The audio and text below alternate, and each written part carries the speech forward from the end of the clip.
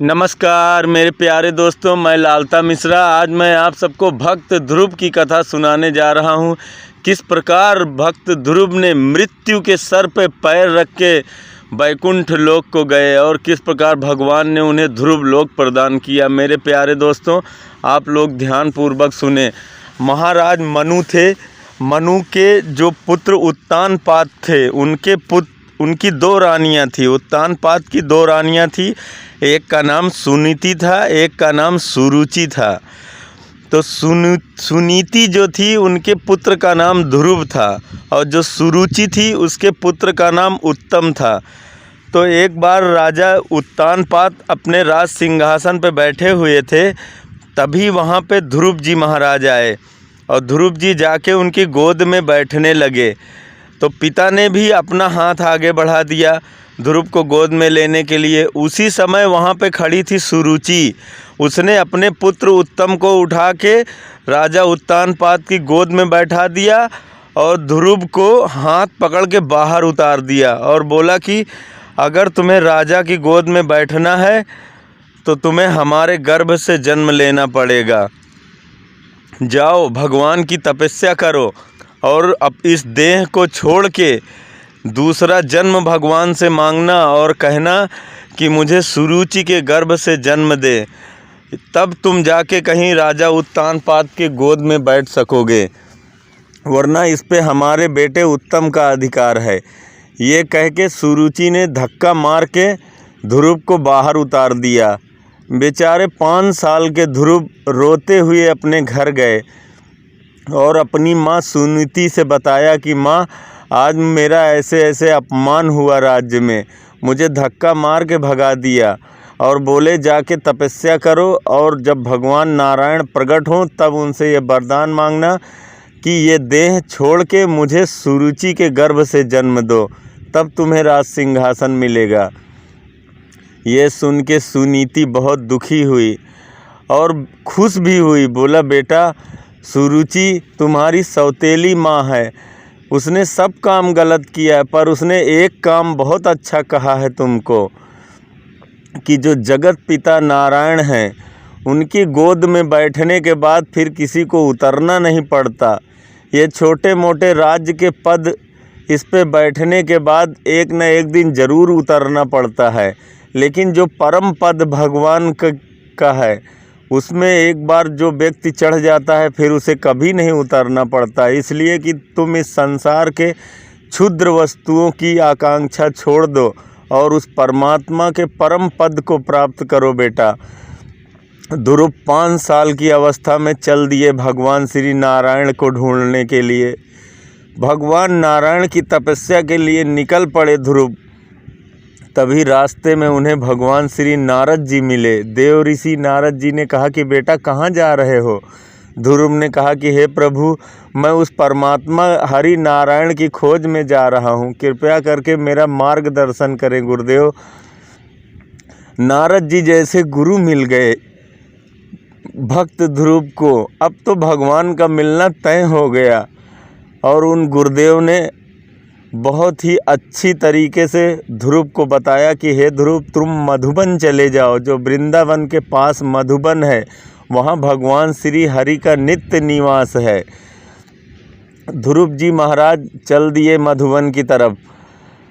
गुरु ऐसा मिल गया नारद जी जैसा, ऐसा ज्ञान उपदेश दिया कि ध्रुव जी को परम उपदेश से भगवान श्री हरि के चरणों को पाने का रास्ता मिल गया। ध्रुव जी महाराज मधुबन गए और वहाँ बैठ के ध्यान साधना में लग गए। मंत्र जाप करने लगे, हरि नाम मंत्र का उच्चारण करने लगे। जपते इतना ध्यान गहरे में डूब गए कि फिर उसके बाद उन्हें कुछ होश ही न रहा। तीसरे दिन उनकी आँख खुली, तब स्नान किया, भगवान को भोग लगाया और कुछ बेर फल इत्यादि पाके फिर ध्यान साधना में लग गए। उसके बाद अब जब ध्यान साधना उनके आँख खुली तो 6 दिन बीत चुके थे। 6 दिन के बाद उन्होंने कंद मूल फल खाना छोड़ दिया। उसके बाद गहरी नींद ध्यान में चले गए, गहरी समाधि में। अब इस बार समाधि उनकी 9 दिन बाद खुली। धीरे धीरे धीरे धीरे उनकी साधना बढ़ती गई और उसके बाद 1 महीने बीत गया। फिर उसके बाद इतनी गहरी समाधि लगी कि वो 1-1 महीने में आँख खोलने लगे।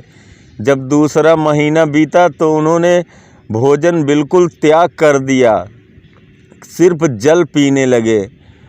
जल पी के समाधि लगाने लगे, भगवान की साधना करने लगे, तपस्या करने लगे, उस नारायण का ध्यान करने लगे। और जब तीसरा महीना बीता तो उन्होंने जल का भी त्याग कर दिया, केवल वायु पान करके भगवान की साधना करने लगे। भोजन छोड़ दिया, जल छोड़ दिया। उसके बाद महाराज जब तीसरा चौथा महीना बीता तो ध्रुव जी ने हवा भी छोड़ दी और अपने एक पैर पे खड़े होके समाधि लगा लिया और अपना सांस भी रोक लिया। सांस पे अपने महारत हासिल कर ली ध्रुव ने। अभी 5 ही महीने बीते थे, अखंड समाधि लग गई ध्रुव की। एक पैर के अंगूठे पे खड़े होके उन्होंने भगवान नारायण के ध्यान में ऐसे डूब गए कि सभी देवताओं की सांस अवरुद्ध होने लगी, सभी छटपटाने लगे जीव जंतु, सब वायु रुक गई भगवान ध्रुव की। 5 वर्ष के भगवान ध्रुव, इतनी अखंड तपस्या, इतनी गहन समाधि, सांस भी रोक दी अपनी। सभी देवता परेशान हो गए, सभी छटपटाने लगे, सबकी सांस अवरुद्ध हो गई कि न जाने कौन सा पद मांग लेगा ये। ब्रह्मा भी घबराने लगे कि अब तो अगर ब्रह्मा का भी पद मांग लिया तो भगवान इसे हमारा भी पद दे देंगे। इंद्र भी घबराने लगे, कहीं हमारा पद न मांग ले। सभी देवी देवता घबरा गए कि इतनी घोर तपस्या कर रहा ये बालक, कोई भी पद मांग लेगा भगवान इसको दे देंगे। सभी देवता भागे भागे गए, भगवान श्री हरि नारायण के चरणों में दंडवत प्रणाम किया और सारी कथा ध्रुव की कह सुनाई कि हे प्रभु, एक बालक मधुबन में घोर तपस्या कर रहा है, कृपया करके आप उसे दर्शन दें और देखें कहीं हमारा पद न मांग ले। भगवान नारायण प्रसन्न हुए, बोले तुम लोग चिंता मत करो, नारायण के भक्तों को पद प्रतिष्ठा की कोई मोह नहीं होती। उन्हें पद नहीं चाहिए, उन्हें धन दौलत रुपया पैसा नहीं मांगते। भगवान नारायण के भक्त तो परम धाम के अनुयायी होते हैं, उन्हें तो सिर्फ हमारे चरणों से ही प्रेम होता है, इसलिए आप लोग परेशान ना हो। ये कह के भगवान नारायण मधुबन में दौड़े दौड़े आए। सुखदेव मुनि कहते हैं कि भगवान ध्रुव को दर्शन देने के लिए नहीं दौड़े, इतने छोटे से बालक की इतनी घोर तपस्या देख के भगवान उसके दर्शनों के लिए दौड़े कि मैं उसके दर्शन को लालायित होके भगवान ध्रुव के दर्शनों के लिए भागे। और आके जब देखा तो ध्रुव एक पैर पे खड़े होके अखंड समाधि में अपने हृदय के भीतर बैठे परमात्मा का दर्शन कर रहे थे। भगवान ने देखा कि ये तो आँख खोल ही नहीं रहे, क्योंकि ये हमारे इसी स्वरूप का दर्शन अपने भीतर हृदय में कर रहे हैं। ये सोच के भगवान ने ऐसी कामना करी कि जो ध्रुव के हृदय में भगवान दिखाई दे रहे थे वहाँ से तिरोहित हो गए, गायब हो गए, अंतर्ध्यान हो गए हृदय से। जब हृदय से प्रभु की तस्वीर अंतर्ध्यान हुई तो ध्रुव जी व्याकुल हो गए। व्याकुल होके उनकी आँखें खुली और जब आँख खुली तो वही जो हृदय में भगवान चतुर्भुज रूप में विराजमान थे वही ध्रुव के सामने विराजमान हो के खड़े थे। प्रत्यक्ष रूप से देख के ध्रुव ने देखा भगवान को, दौड़ के उनके चरणों में गिर पड़े और दंडवत प्रणाम किया। अब छोटे से भगवान 5 वर्ष के ध्रुव जी भगवान का कभी मुख देखते हैं, कभी चरण देखते हैं। अब क्या स्तुति गाएं, क्या वंदना करें, क्या प्रार्थना करें। कुछ पढ़े लिखे तो थे नहीं 5 वर्ष के, कभी स्कूल का मुंह भी नहीं देखा था, तो क्या स्तुति करें। भगवान के कभी मुँह की तरफ देखते हैं, कभी चरणों की तरफ देखते हैं, कभी चरण पकड़ के लिपट जाते हैं। भगवान ने ध्रुव को उठा के अपने गोदी में ले लिया। धन्य है वो ध्रुव जिन्हें भगवान अपनी गोद में उठा लिए। और गोद में उठा के जैसे ही अपना 5 जन्य शंख भगवान ध्रुव के मुख से लगाया सभी चारों वेद, 6 शास्त्र, 18 पुराण सभी कंठस्थ हो गए भगवान ध्रुव को। इसीलिए संतों ने कहा है कि मूकम करोति वाचालम पंगुम लंघयते गिरिम यत् कृपान ततहम वंदे परमानंदम माधवम। भगवान माधव की कृपा हो जाए तो गूंगा भी बोलने लगता है। यही कृपा बरसी भगवान ध्रुव पे। ध्रुव के ऊपर ऐसी कृपा भगवान की कि उन्हें चारों वेद, 6 शास्त्र, 18 पुराण और 108 पंक्तियां ऐसे याद हो गई, कंठस्थ हो गया। भगवान का बड़े ही आदर भाव से ध्रुव ने स्वागत किया और बहुत ही अच्छी स्तुति गाई कि शांताकारं भुजगशयनं पद्मनाभं सुरेशं विश्वाधारं गगनसविशं मेघवर्णं शुभांगं लक्ष्मीकान्तं कमलनयनं योगभिर्ध्यानगम्यं वन्दे विष्णुं भवभयहरं सर्वत्र लोकैकनाथम। भगवान की इतनी पवित्र स्तुति करी, भगवान प्रसन्न हो गए, अपने गले से लगा लिया ध्रुव को और बोले मांग ले बेटा, तुझे क्या चाहिए। ध्रुव ने अपनी सारी स्थिति कह सुनाई कि हे प्रभु, मैं अपने पिता के गोद में बैठने के लिए गया था तो मेरे सौतेली माँ ने मुझे बाहर भगा दिया और आपके चरणों को के लिए कहा कि जाके प्रभु की गोद में बैठना है अगर तुमको तो उनकी जाके चरणों में उनकी वंदना करो, उनकी साधना करो। इसलिए मैं आपकी तपस्या के लिए आया हूँ।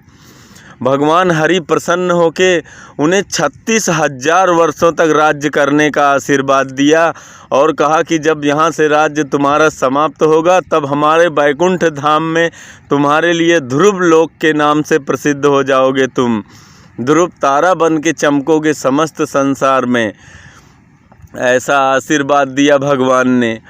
तो ध्रुव जी लौट के आए अपने घर की तरफ तो उत्तानपाद, सुरुचि, सुनीति सभी उनके स्वागत में खड़े हो गए, क्योंकि जिन्हें भगवान के चरण मिल गए हों फिर उसे संसार में कुछ भी नहीं चाहिए। सारा संसार उसके चरणों की तरफ दौड़ता है। सभी उनके स्वागत के लिए दौड़ पड़े ध्रुव जी के महाराज के। और कई हजार वर्षों तक राज्य किया भगवान ध्रुव ने और उसके बाद भगवान श्री हरि के चरणों में परम धाम को प्राप्त किया। मृत्यु जब जाने लगे तो मृत्यु देवता आके खड़े हो गए और बोले हे प्रभु, ये मृत्यु लोक है, यहाँ बिना हमें स्पर्श किए हुए कोई परमात्मा के धाम को नहीं जाता, इसलिए हमें तो स्पर्श करना ही पड़ेगा आपको। मृत्यु को बोले कि तुम यहाँ हमारे सामने लेट जाओ।